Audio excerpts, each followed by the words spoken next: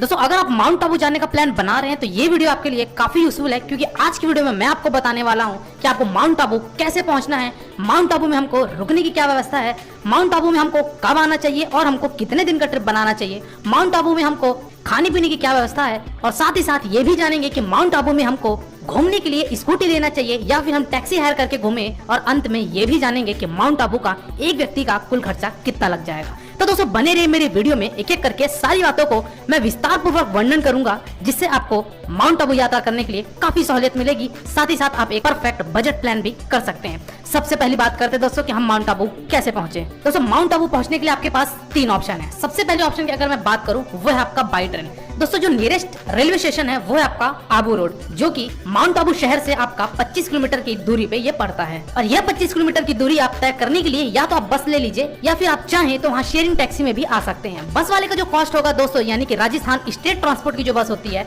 उसका किराया आपका 40 से 50 रुपए लिया जाता है एक व्यक्ति का। और वही अगर आप शेयरिंग टैक्सी में आते हैं तो फिर आपका 120 से 150 रुपए लिया जाता है और आपको माउंट आबू में लाके छोड़ देंगे। और दूसरे ऑप्शन की अगर मैं बात करूँ दोस्तों वो है आपका फ्लाइट का। दोस्तों अगर आप फ्लाइट से आना चाहते हैं तो आपका जो नियरेस्ट एयरपोर्ट है वो तो है उदयपुर, लेकिन उदयपुर छोटा एयरपोर्ट होने के कारण हो सकता है आपकी फ्लाइट वहां तक के लिए न मिले, तो फिर आप आ सकते हैं जयपुर एयरपोर्ट। और जयपुर एयरपोर्ट से आप बाई रोड के माध्यम से माउंट आबू पहुंच सकते हैं, या फिर अगर आप अहमदाबाद होके आ रहे हैं तो फिर आप अहमदाबाद एयरपोर्ट से भी बाई रोड के माध्यम से आप माउंट आबू पहुंच सकते हैं। अहमदाबाद से इसकी जो डिस्टेंस है ये आपकी लगभग 230 किलोमीटर की पड़ जाती है। और तीसरे ऑप्शन की अगर मैं बात करूं दोस्तों तो वो है आपका बाई बस। दोस्तों यहाँ पे आपको गवर्नमेंट बस और साथ ही साथ आपको प्राइवेट बस, दोनों ही प्रकार की आपको बस मिलेंगी। आप चाहे दिल्ली से आइए, चाहे आप गुजरात से आइए, चाहे आप मध्य प्रदेश से आइए, या फिर आप देश के किसी भी राज्य से आइए, आपको डायरेक्ट फैसिलिटी मिल जाएगी उदयपुर या नहीं तो आपको माउंट आबू के लिए। चलिए दोस्तों हम माउंट आबू पहुंच चुके हैं और अब बात करते हैं कि हमको माउंट आबू में स्टे कहाँ करना है, किस लोकेशन पे मैं यहाँ पे स्टे करूँ। दोस्तों माउंट आबू में सबसे प्रसिद्ध है नक्की लेक।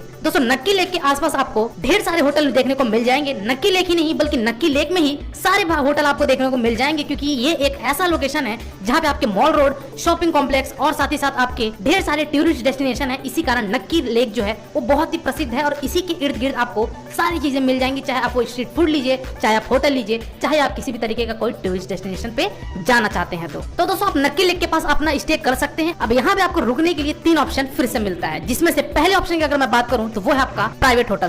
प्राइवेट होटल का दोस्तों अगर मैं कॉस्ट की बात करूं तो आपको 1000 रुपए से लेके 1500-2000 रुपए तक के होटल देखने को मिल जाएंगे। और वही अगर आपके दूसरे ऑप्शन की मैं बात करूं तो वो है आपका धर्मशाला, जो कि आपको 400 रुपए में पर डे के हिसाब से रूम दे दिया जाएगा। तो अगर आप चाहें तो आप धर्मशाला में भी रुक सकते हैं। वही अगर आप बैचलर हैं तो धर्मशाला में आपको हॉल भी दे दिया जाता है, जिसका कॉस्ट 100 रुपए लिया जाता है और आप वहाँ पे मैट्रेस दे दिया जाएगा, आप वहाँ पे भी आप अपना स्टे कर सकते हैं अगर आप बैचलर है तो। और वही अगर मैं लास्ट ऑप्शन की बात करूँ यानी कि तीसरे ऑप्शन की, वो है आपका सबसे सस्ता पेइंग गेस्ट। जैसा कि आप पीजी जानते हैं क्या होता है, तो इसी तरीके से वहाँ पे माउंट आबू में ही आपको कुछ होम स्टे भी दिया जाता है जस्ट लाइक अ पीजी, जिसमें आपका वो कुछ नॉमिनल चार्जेस लेंगे, एक दिन का 700-800 रुपए लेते हैं और आपको अपना ठहराव देते हैं। काफी अच्छी फैसिलिटी होती है और साथ ही साथ कुछ पीजी वाले तो भोजन भी प्रोवाइड कराते हैं, जो कि होटल से तो बेटर खाना ही होम स्टे वाले देते हैं। चलिए दोस्तों तो ये तो हमारे ठहरने का व्यवस्था, साथ ही साथ बात करते हैं कि हमको खाने पीने की क्या व्यवस्था है माउंट आबू में। दोस्तों माउंट आबू में खाने पीने के आपकी ढेर सारे ऑप्शन है, किसी भी तरीके की कोई यहाँ पे कमी नहीं होगी, क्योंकि एक हनीमून डेस्टिनेशन साथ ही साथ एक बहुत ही प्रसिद्ध डेस्टिनेशन है, इसलिए आपको हर प्रकार के यहाँ फूड अवेलेबल हो जाएंगे। चाहे वो स्ट्रीट फूड हो, चाहे आपकी जंक फूड हो, फास्ट फूड हो, कोई भी भोजन हो आपको यहाँ आसानी से उपलब्ध हो जाएगी। अगर यहाँ पे कॉस्ट की बात करूँ तो नॉमिनल कॉस्ट होता है एक व्यक्ति का, आपका मान के चलिए 100 से 150 रुपए खर्चा आएगा और आप माउंट आबू में आप इस तरीके से अपने खाने पीने की व्यवस्था भी कर सकते हैं। चलिए दोस्तों अब बात करते हैं कि हमको माउंट आबू आना कब चाहिए और हमको कितने दिन का स्टे बनाना चाहिए। दोस्तों माउंट आबू में बेसिकली आप कभी भी आ सकते हैं, क्योंकि यहाँ पे समर के समय पे तो कुछ ज्यादा ही माहौल अच्छा होता है और साथ ही साथ विंटर के टाइम पे भी काफी शानदार माहौल होता है। और साथ ही साथ माउंट आबू फेस्टिवल भी मनाया जाता है समर में और एक विंटर में, तो इसलिए यहाँ पे समर और विंटर में थोड़ा सा आपको क्राउड देखने को मिलेगा। चलिए दोस्तों इसी के साथ बात करते हैं कि हमको कितने दिन का स्टे बनाना चाहिए। दोस्तों माउंट आबू सिर्फ ऐसा नहीं है कि ये एक छोटा सा डेस्टिनेशन होने के कारण हमारा 1 से 2 दिन में काम हो जाएगा। दोस्तों माउंट आबू के इर्द गिर्द इतने सारे टूरिस्ट स्थान है कि आपको घूमते घूमते शायद 5 से 6 दिन का भी आइटनरी बनाना पड़ जाएगा। लेकिन अगर आप 3 दिन लेके चलते हैं माउंट आबू में तो भी आप भली भांति सारे मुख्य स्थान आप घूम लेंगे। लेकिन अगर आप कपल्स हैं और आपके पास समय का अभाव है तो 3 दिन का स्टे बना सकते हैं माउंट आबू में। इस 3 दिन में आप भली भांति लोकेशन पे घूम सकते हैं। चलिए दोस्तों अगली बात करते हैं कि अब हमको माउंट आबू में कहाँ घूमना है ये 3 दिन में, और साथ ही साथ हमारा ये साधन क्या होगा माउंट आबू में घूमने के लिए। सबसे पहले स्थान की अगर मैं बात करूं तो वो है आपका नक्की लेक। जैसा कि मैंने आपको बताया, नक्की लेक के आसपास ही आप होटल लेंगे, उस नक्की लेक में वहाँ पे बोटिंग की जाती है, तो आप बोटिंग के द्वारा भी नक्की लेक को घूम सकते हैं। वहाँ के बड़े बड़े खजूर के पेड़ों का आनंद ले सकते हैं, वहाँ पे फोटोग्राफी वीडियोग्राफी भी कर सकते हैं और आप पूरे नक्की लेक का एक शानदार सफर कीजिए। अगर इस नक्की लेक में मैं बात करूँ, अगर दिसंबर के समय पे या फिर जनवरी के टाइम पे अगर ज्यादा ठंड होने की वजह से इस नक्की लेक का पानी जम भी जाता है, तो अगर आप विंटर के समय पे जा रहे हैं तो ये दृश्य आपको देखने को मिलेगा। चलिए दोस्तों, दूसरे स्थान की बात करते हैं, वो है आपका सनसेट पॉइंट, जो कि माउंट आबू शहर से 2 किलोमीटर की दूरी पे पड़ता है। दोस्तों, जैसा कि नाम पे ही आप जान रहे हैं सनसेट पॉइंट, यहाँ पे आपको सनसेट होते वक्त आपको एक शानदार नजारा देखने को मिलेगा। यहाँ पे ढेर सारे सैलानी यहाँ पे आप फोटोग्राफी वीडियोग्राफी करवाते हैं। साथ ही साथ यहाँ से अरावली पर्वत का एक काफी शानदार दृश्य दिखता है और साथ ही साथ आपके माउंट आबू सिटी का भी एक बेहद खूबसूरत नजारा देखने को मिलेगा। तो इस सनसेट पॉइंट पे भी जा सकते हैं, जो कि आपका माउंट आबू शहर से 2 किलोमीटर की दूरी पे पड़ता है। चलिए दोस्तों, इसके बाद हम अगले स्थान पे प्रस्थान करते हैं, वो है आपका हनीमून पॉइंट। और ये हनीमून पॉइंट जो है, ये आपके सनसेट पॉइंट से 2 किलोमीटर की दूरी पे पड़ता है। तो दोस्तों, आप हनीमून पॉइंट पे भी जाके वहाँ अरावली पर्वत का एक शानदार सौंदर्य देख सकते हैं। साथ ही साथ यहाँ पे फोटो शूट कर सकते हैं। और ये अगर आप मानसून के समय पे आए तो फिर आपको हनीमून पॉइंट का एक और भी शानदार नजारा देखने को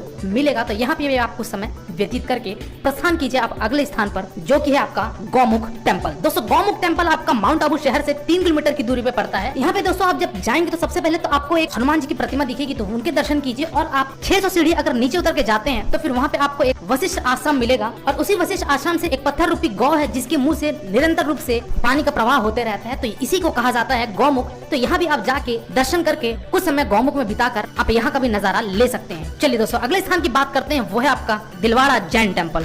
दोस्तों, ये काफी प्रसिद्ध मंदिर है और साथ ही साथ पूरे राजस्थान का सबसे बड़ा मंदिर में गिना जाता है। तो आप यहाँ जाके भी इस मंदिर के वास्तुकला को आप देख सकते हैं। साथ ही साथ इस दिलवाड़ा जैन मंदिर में आपको और भी ढेर सारे मंदिर देखने को मिलेंगे। तो आप कम से कम यहाँ पे 2 से 2.5 घंटा व्यतीत कीजिए, क्योंकि आपको इतना समय तो लगना ही है, क्योंकि काफी बड़ा मंदिर है। तो आप यहाँ भी जाके कुछ समय आप यहाँ व्यतीत कीजिए, दर्शन कीजिए और प्रस्थान कीजिए आप अगले स्थान की तरफ, जो कि है आपका अरबुड़ा देवी मंदिर। दोस्तों, ये माउंट आबू से 3 किलोमीटर की दूरी पे ये स्थित है, जो कि आपको 365 सीढ़ी चढ़कर ऊपर जाना पड़ेगा। और अरावली पर्वत पे स्थित ये एक छोटे से गुफे में माता का विराजमान है, जिसको राजस्थान का वैष्णो देवी मंदिर भी कहा जाता है। तो आप एक बार अरबुड़ा देवी मंदिर जाके मत्थे टेके अपने मनोकामनाएं मांगिए और आप प्रस्थान कीजिए आप अगले स्थान की तरफ, वो है आपका अचलगढ़ फोर्ट। दोस्तों, ये फोर्ट हालांकि थोड़ी सी जर्जर हो चुकी है, लेकिन काफी प्राचीन किला है। तो एक बार आप ये अचलगढ़ फोर्ट में भी जाके कुछ समय आप व्यतीत कर सकते हैं। यहाँ का भी नजारा आपको काफी शानदार देखने को मिलेगा।